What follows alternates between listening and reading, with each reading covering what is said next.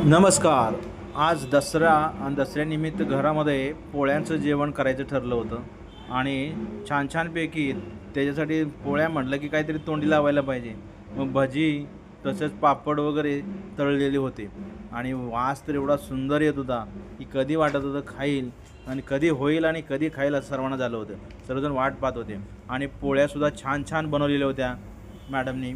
पोळ्यामध्ये एवढ्या सुंदर दिसत होत्या कारण का जो शुगरलेस गूळ होता तो त्याचा यूज केला होता, त्यामुळे त्या काळपडलेल्या झालेल्या दिसत होत्या. पण त्या शुगरलेस गुळाचा खरंच फरक पडतो. पोळ्या पण छान झाल्या होत्या आणि कमी गोड होत्या, पण खायला खूप सुंदर वाटत होतं आणि वास पण छान येत होता त्या पोळ्यांचा.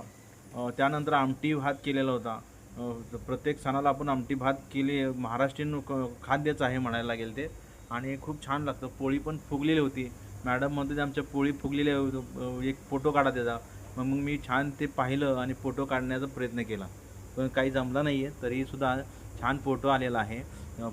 छान पोळी फुगलेली आहे. पोळी फुगली की म्हणजे 4 पदरी पोळी पडतात असं त्यांचं म्हणणं आहे आणि ते छान फुगलेले दिसत होत्या आणि ते खातानासुद्धा आम्हाला छान वाटणार होतं, म्हणून मी व्हिडिओ काढत होतो.